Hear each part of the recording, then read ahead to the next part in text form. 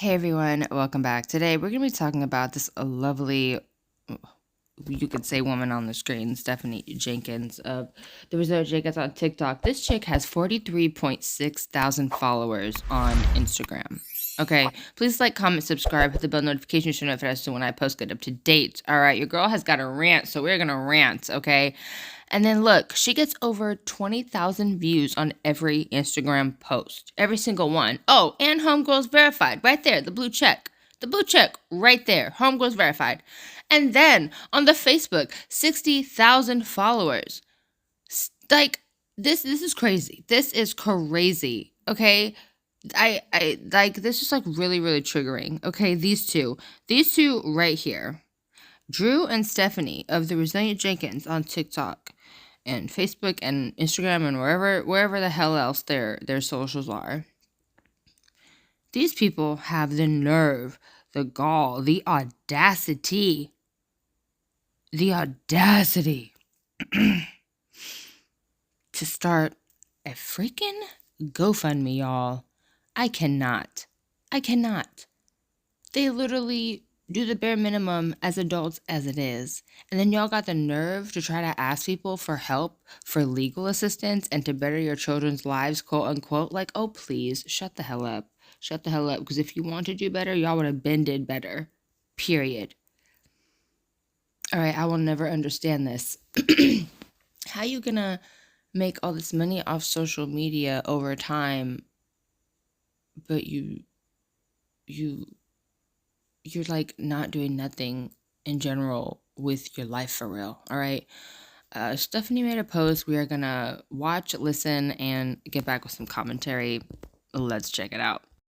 Where other people are coming from, where they only want to share certain parts of their life online, where they're super particular, where it comes off almost kind of scripted. I get it to an extent, but I also feel like that's just won't ever be me. I make it to a point where you feel like my content, oh, it's not what we originally started following you for, because like my life is going to keep changing and I'm a normal person that changes, that shares those changes, if that makes sense. I think a lot of people are reading my aura and thinking like she's just mentally off and whack, which I mean, who wouldn't be a little bit messed up? You know, I'm in a motel, homeless, with 5 kids, and doing everything I can to get out of this situation. It's overstimulating on a daily. I don't have a full oven, and for somebody who loves to cook, like that's taking a little bit of myself and my person, like how I like to express myself, away from me. And you know, I want to make some biscuits when I want to. I want to make some cookies, a pie, whatever, and we'll get there.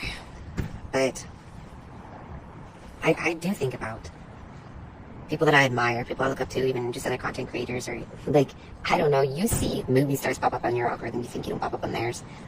I'll be thinking about, man, does that lady from Father of the Bride see my crap? But then I think to myself, no offense, but these people play make-believe for a living. I'm just sharing the real, the raw, the ugly, the things that normal humans go through, and that people seem to be uncomfortable sharing for, I'm not sure what, but I'm not. And it's okay if you think that I sound crazy, or I come off as just you feel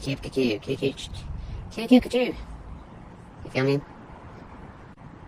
I know myself, I know the person that I'm going towards, and I know that this is just a rough patch in my life, but I'm not going to just share it as butterflies and roses, because, and that's another thing, is like, if I would be glamorizing my current situation, like some people like to say, you wouldn't be seeing this mental up and down, because I would be hiding it. I would be denying it. But I'm not denying it. This has been a rough situation and a rough part of my life. Okay? We're just going to keep going and keep pushing, because these kiddos deserve every bit of who I'm becoming. That healed version of me that I'm working towards, that I'm definitely not at, but working towards. I'm definitely more healed than I've ever been, but not as healed as I'm going to be. So another thing, if people keep saying some assumptions like they do about me rapidly losing weight. I just had a baby 5.5 months ago. Generally, women lose weight after having a baby. Generally, they want to as well. I'm not on anything. I will continue to say that. No, I won't continue to say it, because it doesn't need to continue to be said. You're going to keep making your assumptions. I don't really care. I don't really care. You're going to hate me, love me, want to be me, not want to be anything like me. I don't care what your opinion is. I'm just going to keep being my authentic self. And if some days that's wacky jacky, that's okay because I'm not a perfect person.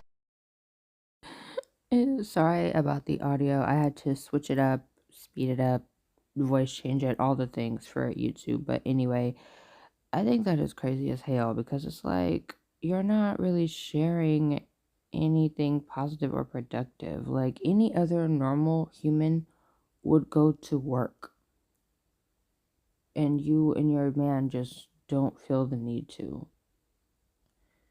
And he does, like, Grubhub, DoorDash, whatever, contract work, whatever. That's fine. But look at this. This is so telling. This man is so into his phone. Look at this. He doesn't even put his arm around that baby. That baby is embracing him, putting his arm around him, wanting like affection, wanting, you know what I mean? Like, and Drew is just so enthralled with his freaking phone. Like, this is so sad. I feel so bad for those kids, you guys. I feel so bad. All right. I will never understand like how she still has a following. I'll never understand how she even has these kids anymore. Like, where is CPS? I don't understand. Like, the audacity. This is crazy. And then she was like, "Oh, let me get into the screenshots of the whole thing. Hold on. Let's look at this." All right, so this is what Stephanie had posted. I'm not going to read it, but you guys could pause and read it if you like. But basically, she's basically saying they were hesitant to, make this post, and they were humbled. And she said it's just not reasonable post. Sometimes you have to humble up and ask for help. Drew's going back to work and working gig work. I make just as much as I would at a job working from home. Like, girl, shut up.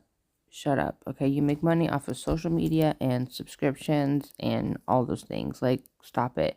And if you make money like a decent amount, and then this is just crazy. Like, they lied to the judge, number one, about Drew going back to his old job, whatever that was.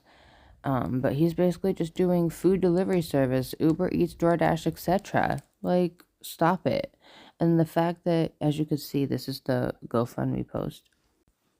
And then the fact that she says in this post what exactly the funds are going to be used for, and then she'll show proof of what they're used for. Like, the fact that you have to try to explain yourself says enough. Like, don't help them, you guys. Like, these people are lazy. They don't really want to work. And if y'all make what what she just said that they make, why don't they try to find a place? Oh, yeah, because y'all have an eviction on your record. Also, another crazy part is with the whole like legal assistance, that's the whole reason they need this funding, quote unquote. They knew about court and everything with Drew and the baby moms and everything months prior to this happening. Literal months, you guys. And then at the same time, they're still trying to keep little homie from his mom. Like, stop it. Let that woman have her son. Like, this is crazy. It's so sad. Y'all report that GoFundMe. I'm gonna link it down below. Y'all, prayers and blessings. Stay safe and blessed. Gotta go for now. Be back, y'all. Bye.